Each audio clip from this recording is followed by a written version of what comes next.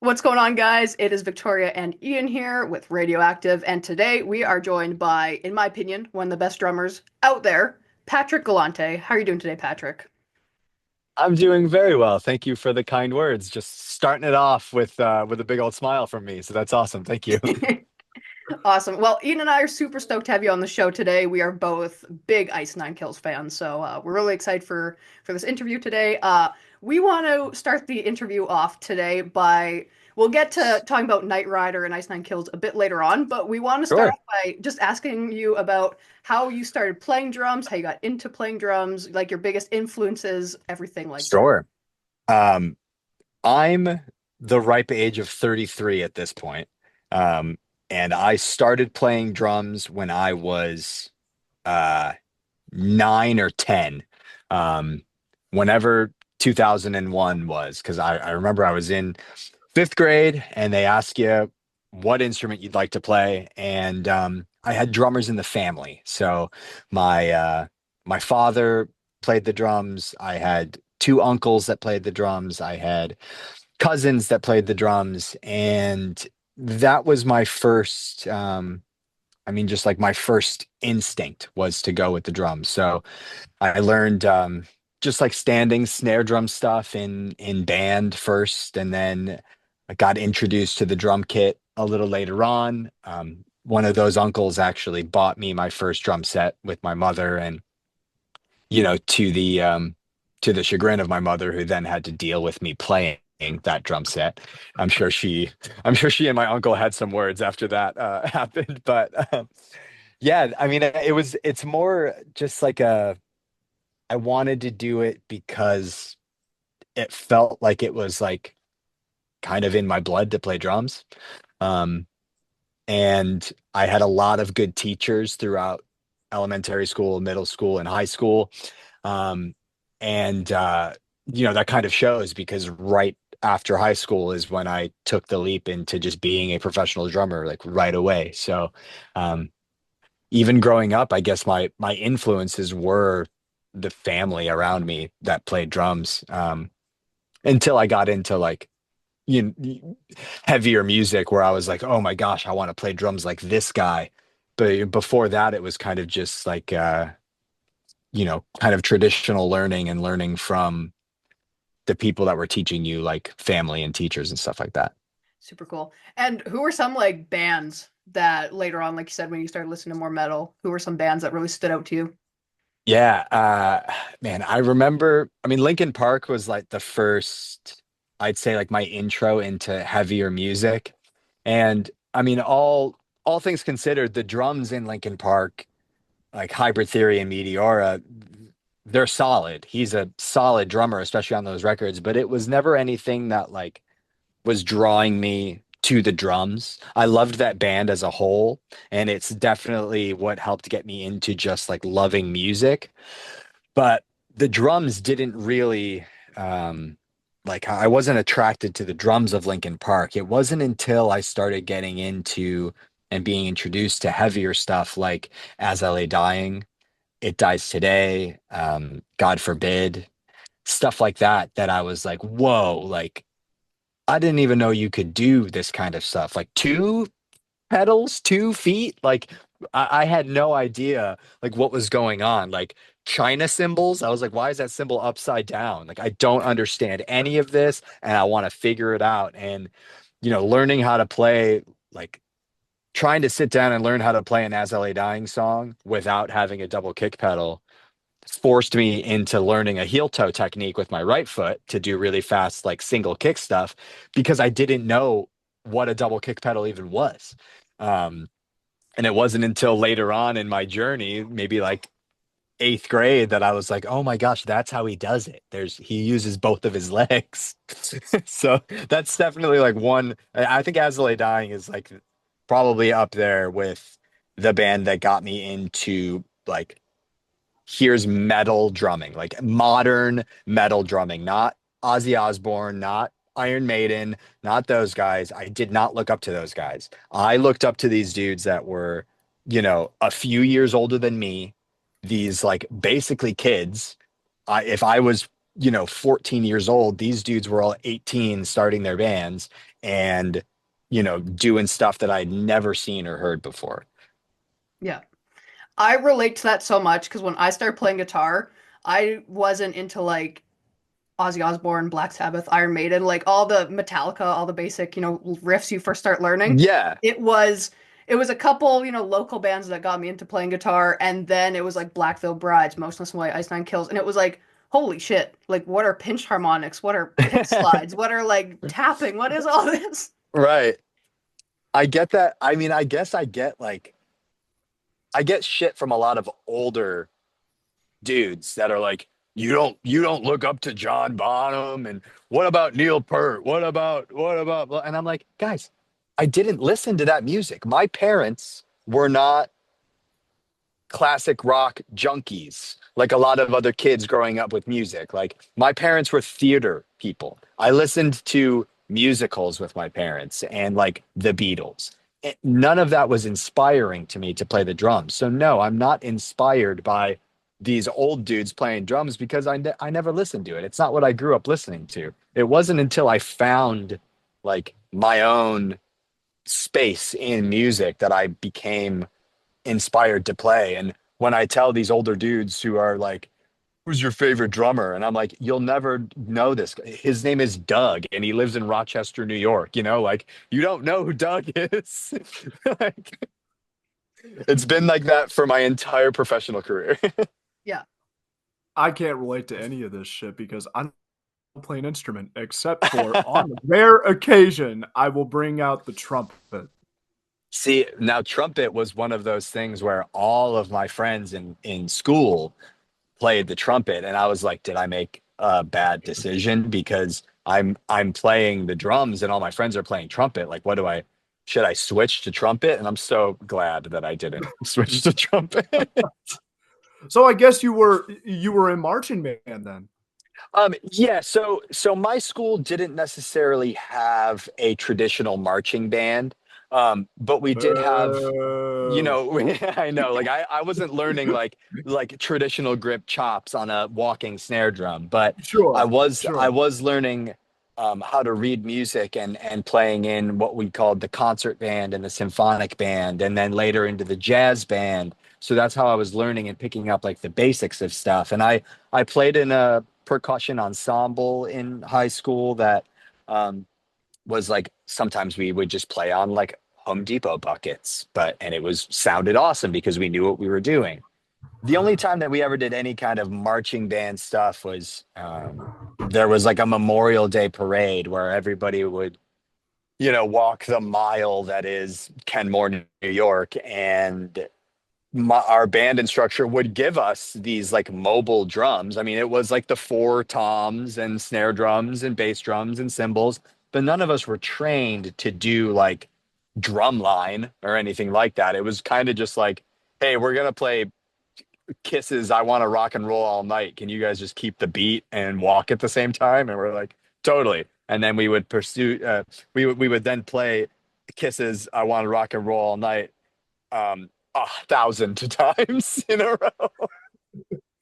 I Dude, never want that's to hear what we that song did. ever again. Dude, that's how I felt about fight song.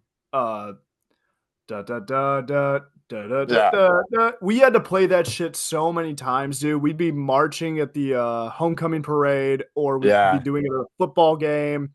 It just got so redundant and Yeah. so old. I see. I don't think our band, we didn't have like the bands go, like they didn't play at football games or anything like that. Like we didn't Sure. have, it just wasn't that atmosphere. Like we weren't a big like high school. It wasn't, there was no Friday night lights where I was going to school, So like they were like, well, we're not going to waste our time bringing an entire band to the game. Like they're not, it's fine.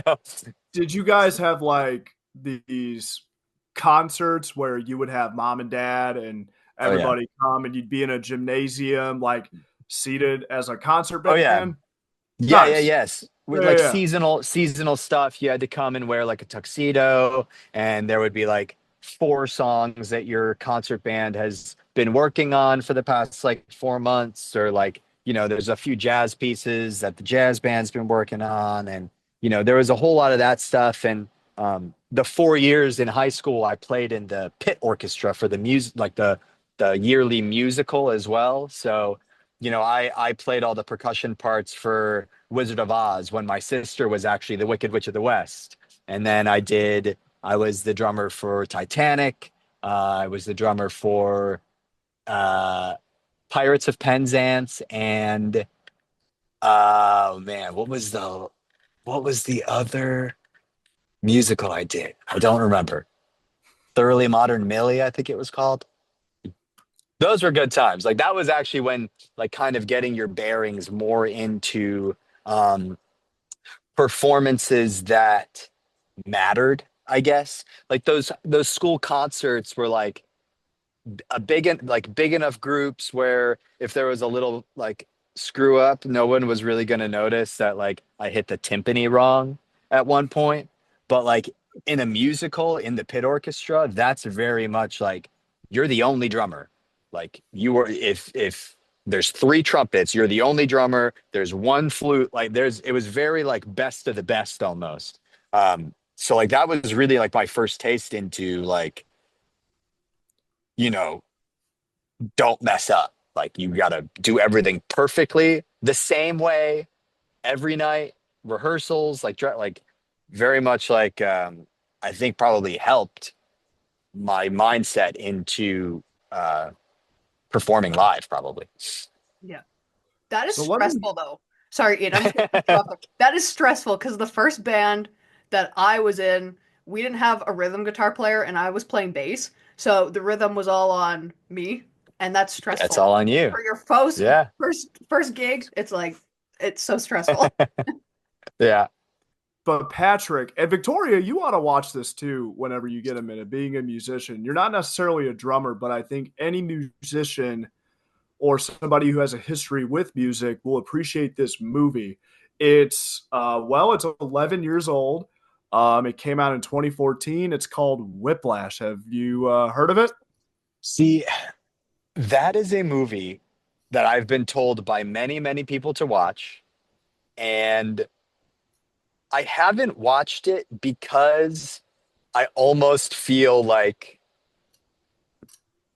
I'm afraid to be like triggered by it or something. Like for lack of a better word, like I'm afraid that I'm going to be like this feels too real and I'm going to have an anxiety attack.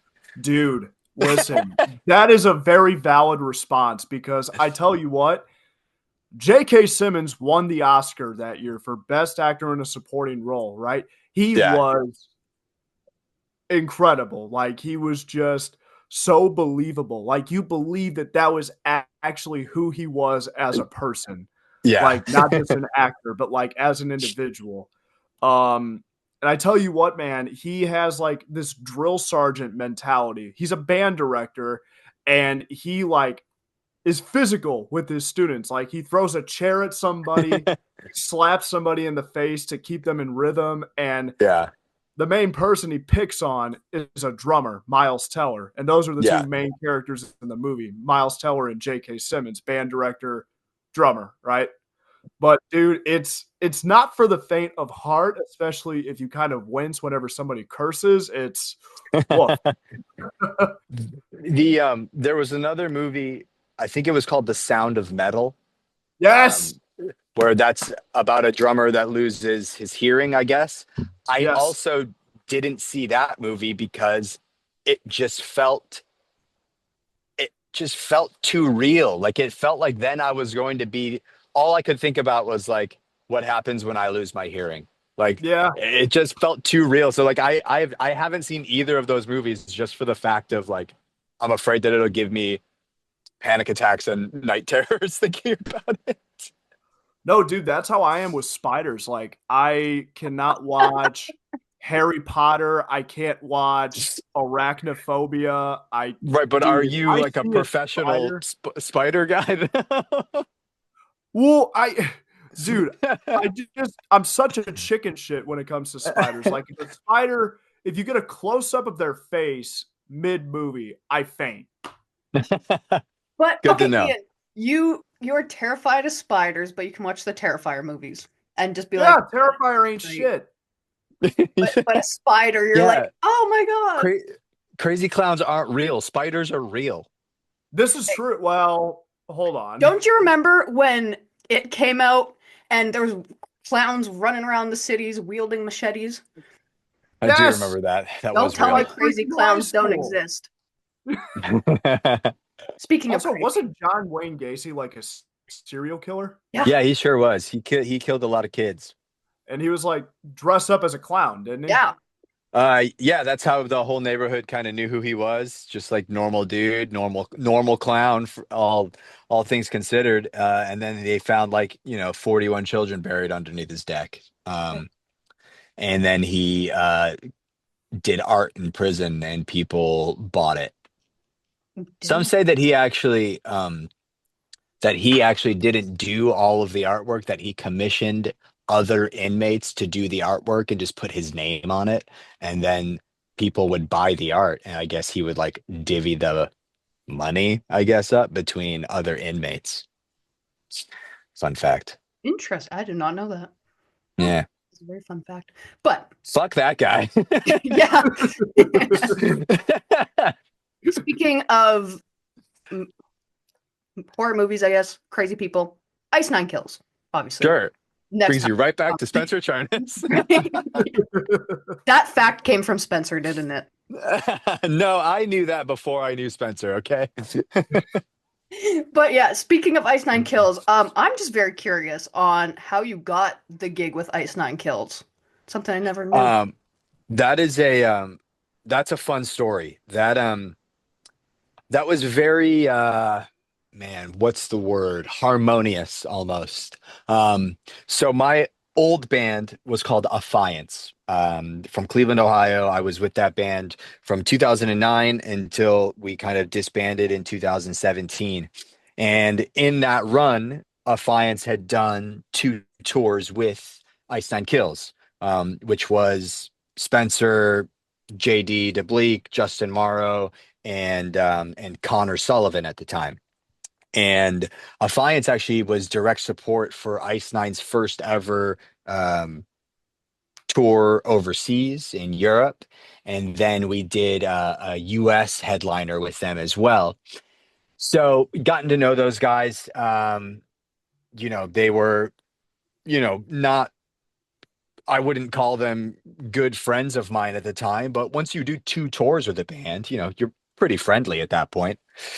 Um, And after Affiance kind of disbanded in 2017, I took about a year off of touring and was just working at a wood shop at home, making road cases for bands and production companies and stuff, and um, playing with some groups around Buffalo. And the Warp Tour 2018 was approaching, and I had been asked by um, a band called Phineas, who I had filled in for drums for previously. I had was asked by them if I would actually drive them through Warp Tour, if I would drive their van, just because I was missing tours so much. I wanted to be on the road. I would do anything to be on the road at that point. So I was like, yeah, I'll be a driver. Fuck it. I'm good at driving. I can do that. And so like I was kind of dialed in to go do that on that summer. And come like April or May, the wood shop that I was working in actually closed down. And the my last day at the wood shop, like the day that the owner kind of like let all of us go, I got a call from JD to see if I would play drums for Ice Nine Kills on Warp Tour. So like my day job door had completely closed. I was basically let go from a job. And that day I got the call to, at the time, just fill in for Warp Tour. And obviously I was like, yeah, like absolutely. Like I've been waiting for another opportunity to play drums for a band live. And I was already familiar with Ice Nine, like I already knew the guys. Connor had left for personal reasons, and JD kind of said like, hey, we know Patrick, we know he can play drums. So let's ask him. And I ended up being in two music videos and promo pictures before I even played my first show with Ice Nine Kills. So it was like they needed a face, first of all. And mine was somewhat recognizable. And they needed a fourth guy. They needed a body to be on the drums. They needed a person in photos. And, that happened. Warp Tour happened. And I was asked to come back again and just keep playing these shows with them until, you know, I, until I was basically the longest standing member beside Spencer after Morrow left for Motionless in White and JD went on to start producing music. And then it was just like me who was brought in by these guys and then they left. And then it kind of just came down to like me and Spencer were like, the longest standing members before I left. So uh, it's kind of crazy to think about that. 2018 was the first time I ever saw Ice Nine Kills in person, and they were still going through a transition, right? Where band members were coming in and out, from what I can understand. And you just explained everything to me. So, So did you just see kinda, them on the what would have been considered the graveyard shift tour with Motionless in White and Every Time I Die at Chelsea Grin? no, I saw No. them when it was Warp Tour. It was Warp Oh, so Tour. you did see it on Warped Tour. So it Yeah. was me and Ricky was there as well. Kind of just he wasn't officially a member. He was there to kind of be this fifth guy. Spencer really needed another vocalist on stage, and so at that point, like Ricky Ricky had filled in for them on that graveyard shift tour, and then Spencer had asked him to come back for Warp Tour so it could be a five piece. But at that time, he wasn't in any of the videos or the promo pictures. It was still just four of us, and then Ricky was doing Warp Tour, and then that continued as well. So like Ricky continued playing through the rest of that year, and then when JD left, then Ricky was like the only guitarist in Ice Nine Kills for a minute until they asked Dan Sugarman to join. So it was like very much, very much like people going it like being put into places and then like just not taken out. Like they were put there maybe for like a placeholder or just like a fill in and then kind of fit well enough to be continued to like be invited back out to play with this band. So as much as it is like a bit of a revolving door, as people say Ice Nine Kills' members are, it's all you know it's all for a reason. It's all tactical. It's all it's not just that people are leaving or people are like coming. It's just like that's just the way that a band that's been around for that long is. Like Spencer's been doing this for like 25 years. He's had so many band members come in and out. Like I wouldn't expect anything less from a band or from a guy, from a dude that's been making music for this long and just going through people to play music with. I'm very curious to know. Okay, Patrick. So you're playing a show with Ice Nine Kills, right? Very theatrical on stage. There's always stuff going on. What is it Always. like playing a show with so much going on around you, plus having to focus on all these crazy ass drum parts? Yeah, I honestly I honestly would be I kind of have to stay in the zone of Ice Nine. Like had to be in the drums. I could not be paying attention to the six other people running around on stage, you know, uh, especially when like especially a couple of years ago in Europe when we had Doc playing guitar, Miles playing guitar, Ricky playing guitar, Joe playing bass, Spencer on vocals, and then like, you know, three actors on stage. It's just like I got so much to worry about in front of me, and I don't want to be distracted by anything else. So like I really had to like really practice focusing on just my job and not anything else that was happening. Um, and sometimes that's hard when the actors are on the drum riser with you, or like, like poking me in the back while I'm playing a song, and I'm like, you guys gotta fucking stop doing that. It's the same thing with even just something as simple as like crowd surfers. I hate crowd surfing more than any other show thing. Um, I think it is dangerous, and I think it is just like something that ruins the show.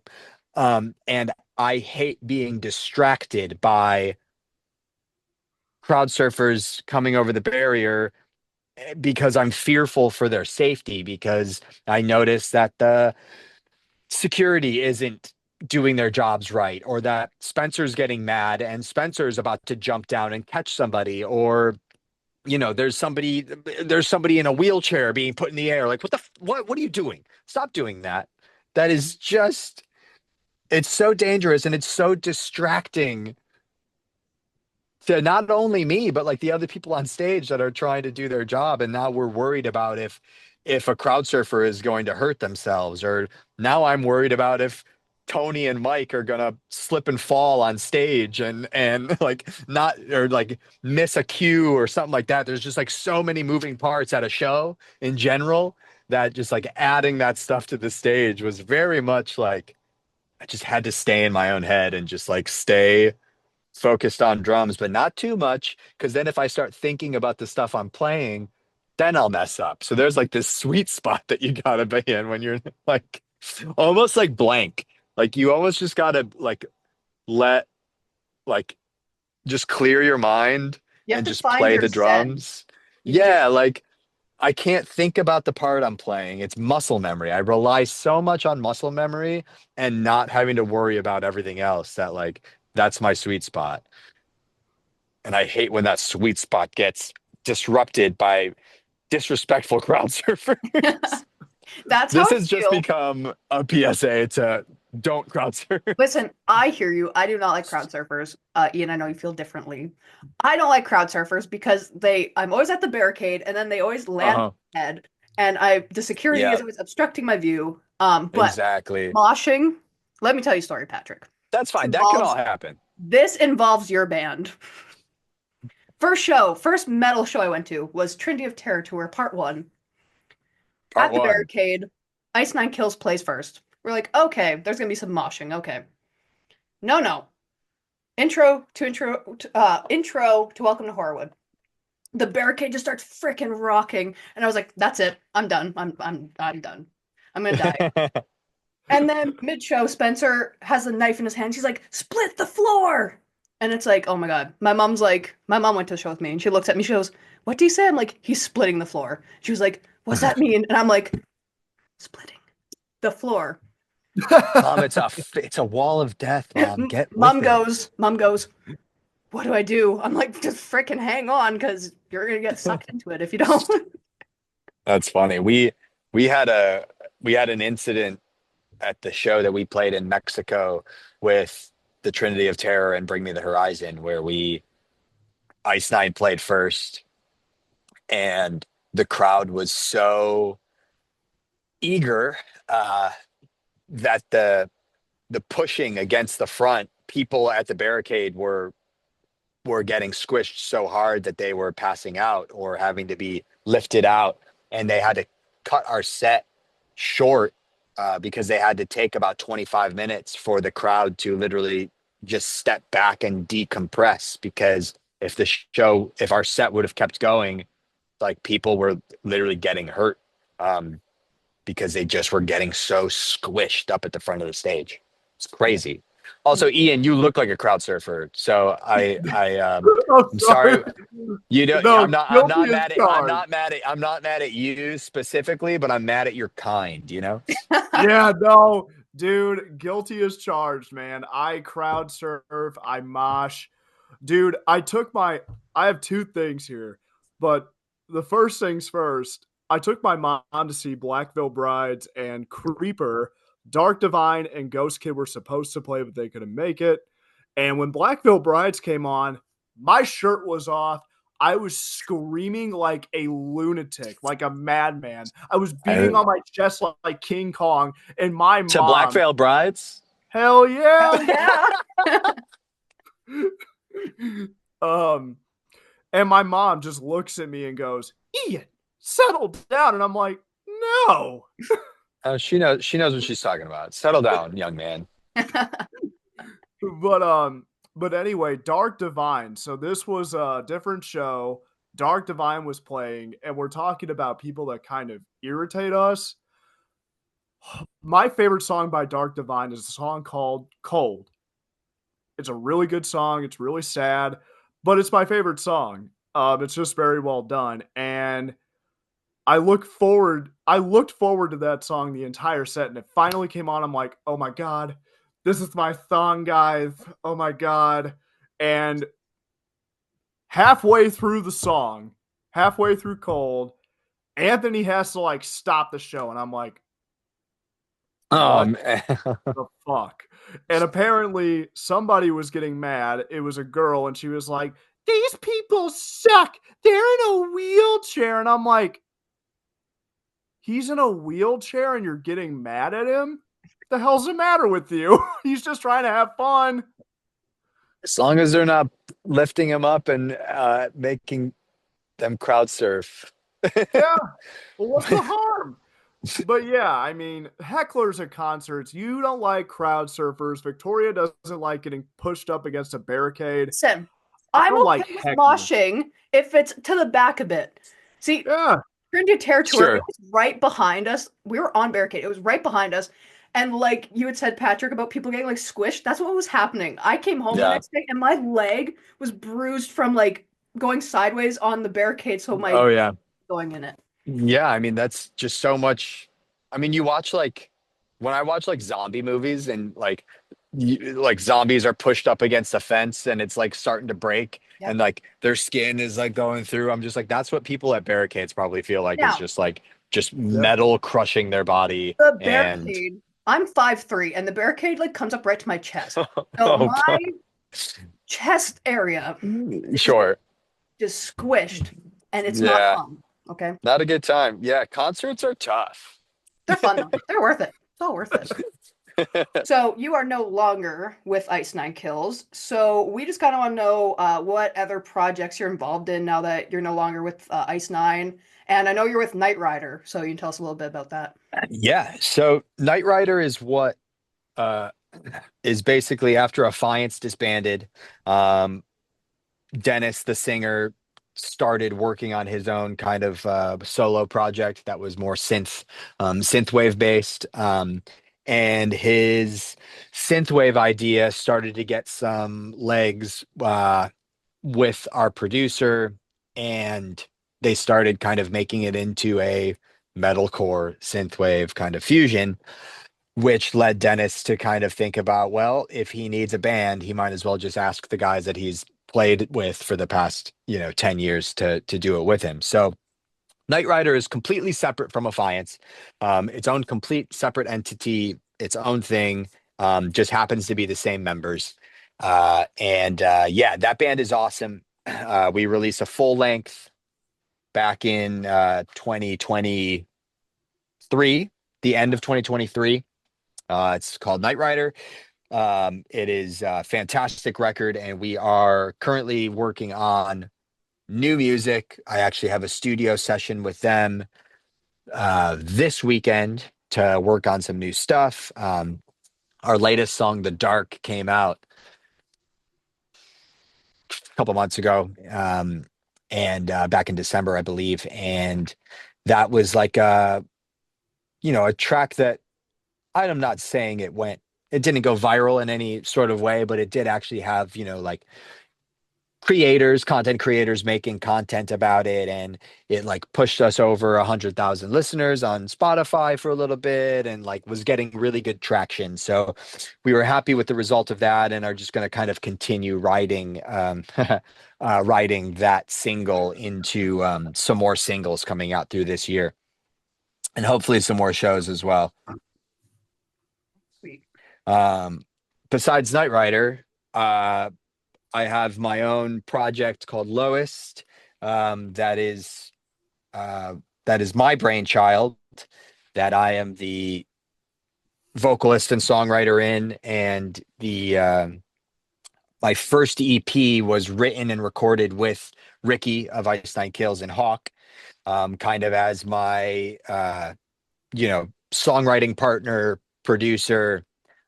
So all of those songs were written directly with Ricky and mixed and produced by Adam Reed, who is the drummer for Hawk, who is filling in for Ice Nine Kills on the drums right now as well. He was their photographer, videographer. So lots of, crossed paths here. Um, as far as Lowest now, because me and Ricky are kind of on completely different schedules nowadays, not being in the same group anymore, I have kind of taken Lowest and continue to run with it just as my thing. And I'm working with a lot of other people this year and doing a lot of other collaborations.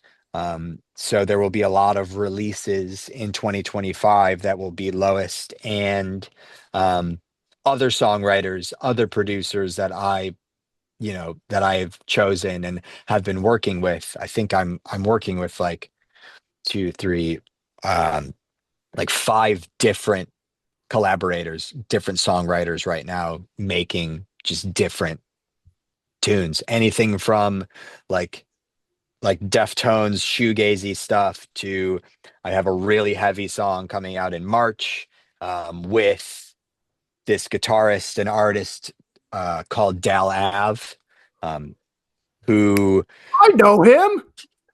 yeah, Logan. So Yeah. he collaborates with this guy Jackson Rose a lot. Jackson Rose is completely awesome vocalist. He's actually the brother of who Ice Nine Kills' drum tech. So my drum tech at the time, Jackson is his brother, and Jackson and Logan Dal Ave, they have a record coming out in February, a collaboration record that I have been asked to be a part of.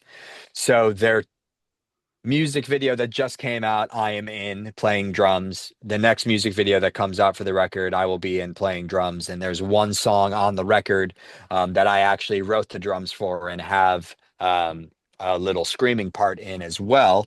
So, collaborations with them, with other people, like one-on-one stuff. There's 2025 has just kind of like been my year of I just want to work with as many people as possible and utilize technology in the best way that I can because it's so easy to just like have writing sessions in different areas nowadays. Like I can literally have a writing session with Ricky from 3 states away and also be sending sessions back and forth with Logan in Texas and be creating music just as efficiently as if we were in the same room together. So I'm kind of just like using my connections, using my networking skills, and just like hitting people up and being like, I want to write a song with you.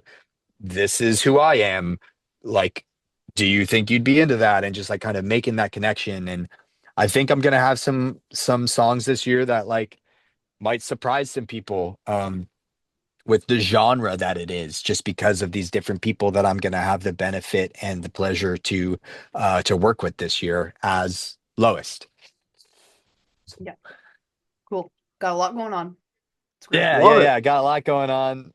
I love it. Kind of taking this break from touring. Touring with Ice Nine was awesome, and I love performing and I love touring, but it takes its toll when you've been touring professionally for 16 years. Ice Nine just is so constant. And, I was a little burnt out and looking for a little bit of a change.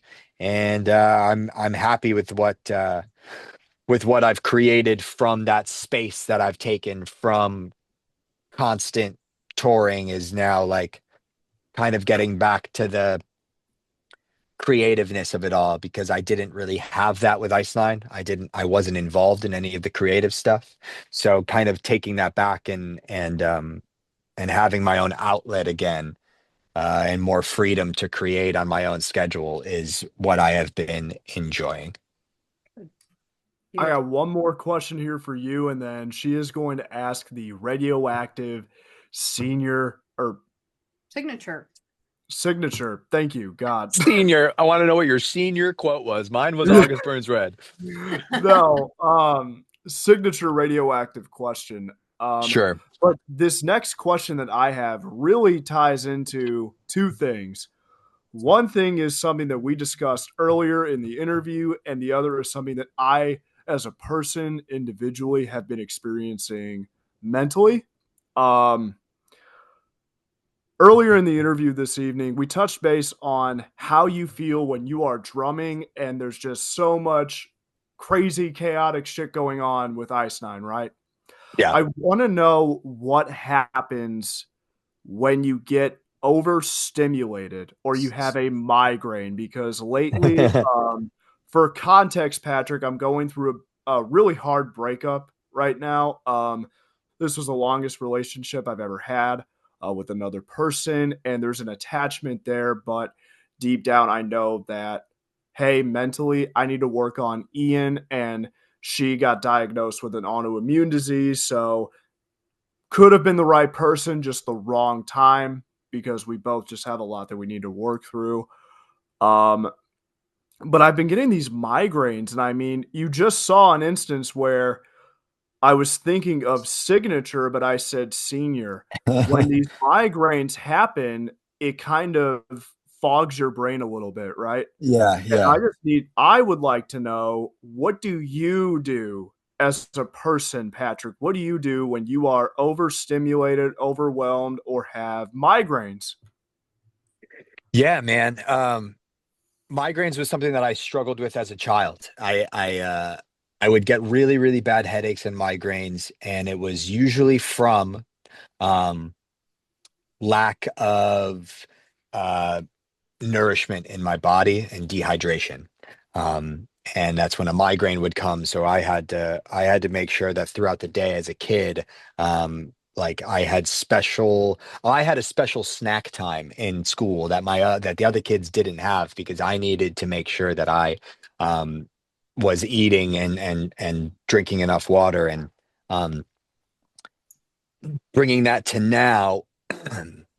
I The past year of not touring has brought on a lot of um, opportunity for me to focus on my health, um, and to focus on a lot of the mental issues that I was having and a lot of the physical issues that were coming from that. Um, Alcohol dependency, alcohol, drug abuse, stuff like that. Um, Getting a hold of your physical health, I think, is a very, very important step into helping your mental health. And I know that kind of goes both ways because you kind of have to almost be in the right mental space to want to work on yourself physically. It's kind of like a snake eating its own tail kind of thing, like uh, Yin you and know, yang. yeah, yeah. I mean, there's this balance of being in the right, um, being in the right mindset to take care of your body and being able, um, for your body to take care of your mind. And what I've found through sobriety and through um, physical, just exercise and stuff is that it's helped clear my brain and it has helped me develop habits like better nutrition and better hydration, which all help migraines, which helps anxiety, which helps panic attacks. Um, I um, I watch a lot of I watch a lot of people on TikTok and Instagram um, talk about the connection between, you know, between your body and your brain, and you know, different therapists and talking about your fight or flight response, and like all of these chemicals in your brain that happen in certain situations.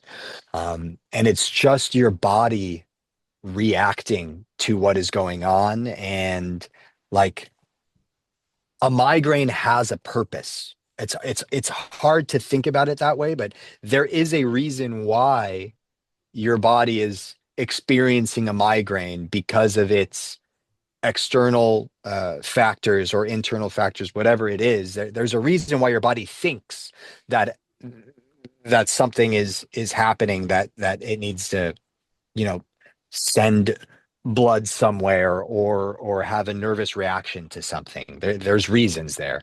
And I think kind of just like honing in on that, and realizing that there are physical ways to help and to speed the process of relief along. You know, there's tricks, there's pressure point tricks. If you next time you get a migraine, I highly recommend, there's a pressure point right here in your hand.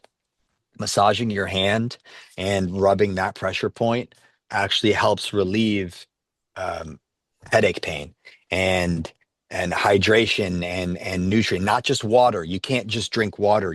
Water is actually going to dehydrate you if you drink too much of it. You have to be ingesting something that has other nutrients in it, that your body can actually use, and tell your body that it is getting sustenance and hydration in it, like liquid IV, or some sort of like electrolyte drink or something like that.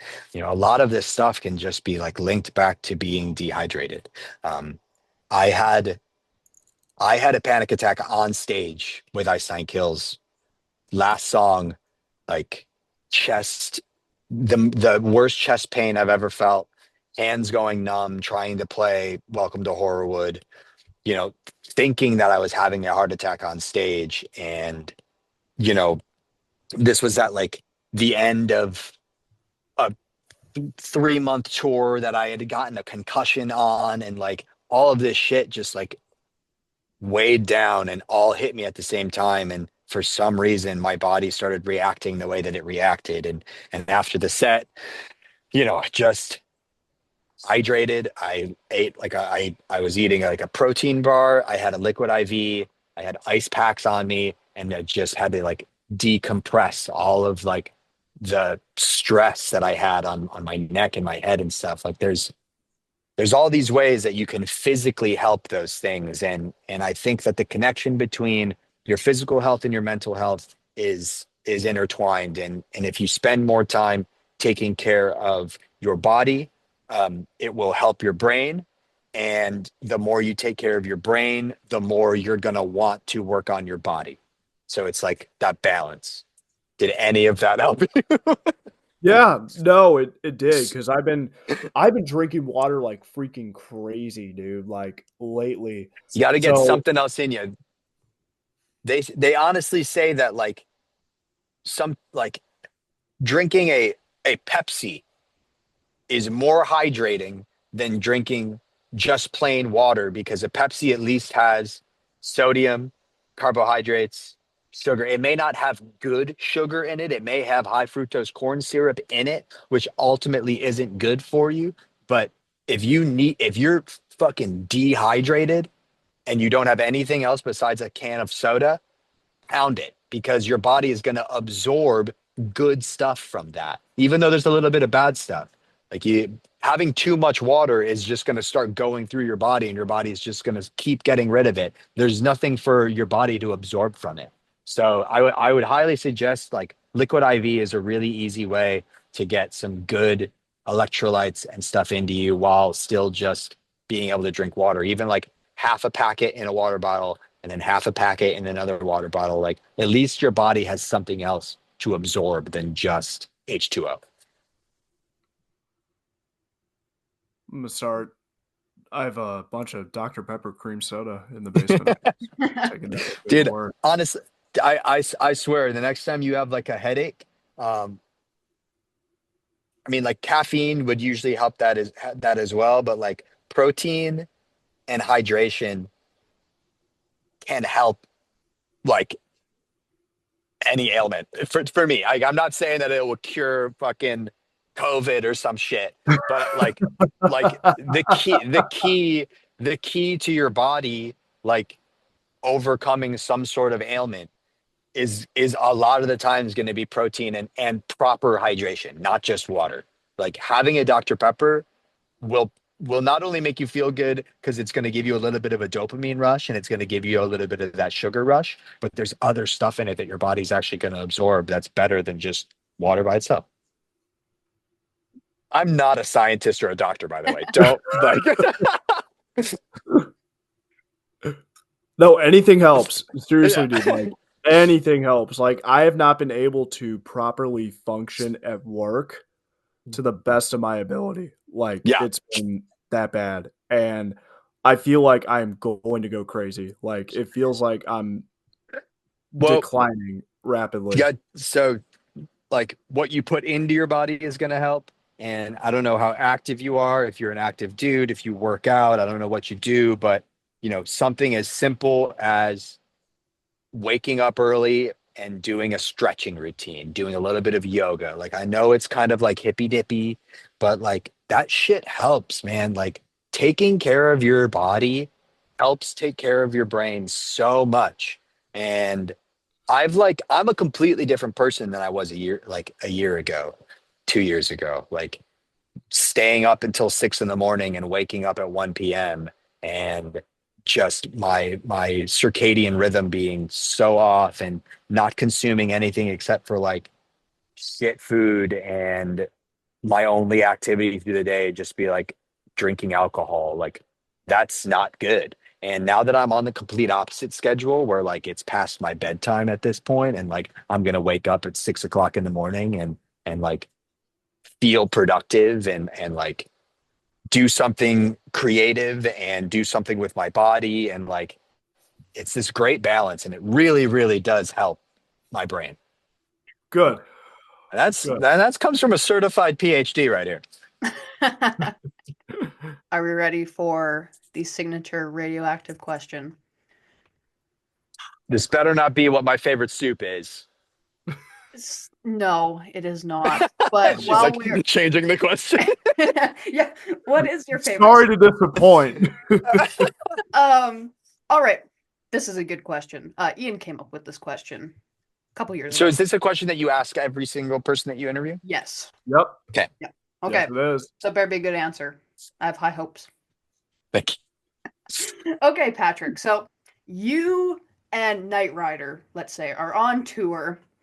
You're driving down the road, your tour bus breaks down. It is nighttime, and you look to your right, and the only place to seek refuge for the night is a haunted house. You have to stay in this haunted house until dawn, and you are Oh haunted all man. night long by one dead celebrity. Who do you want haunting you, and why?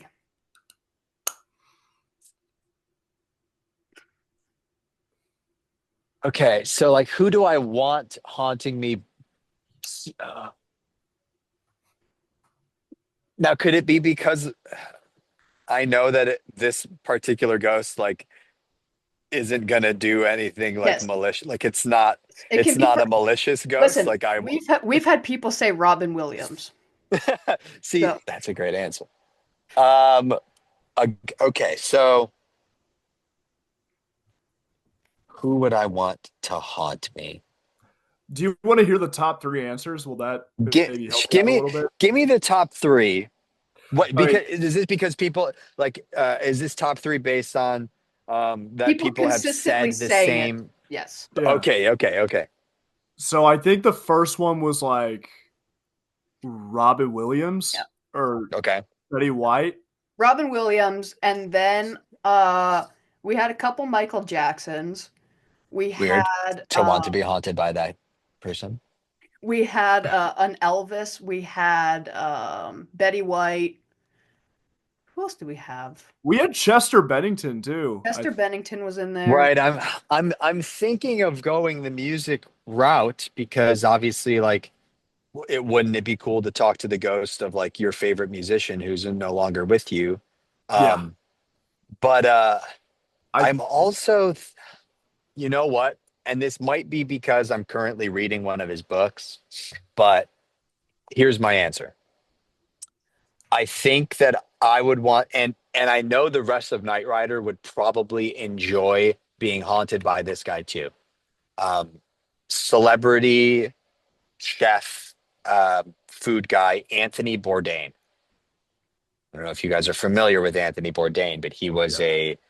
yeah, celebrity chef. He hosted or he was on a lot of cooking shows, but also expanded and created like his own.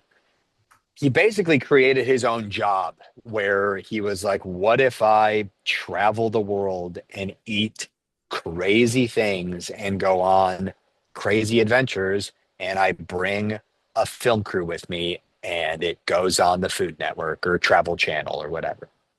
Um, so I'm reading one of his books right now and knowing how this dude was because he was just so real on camera.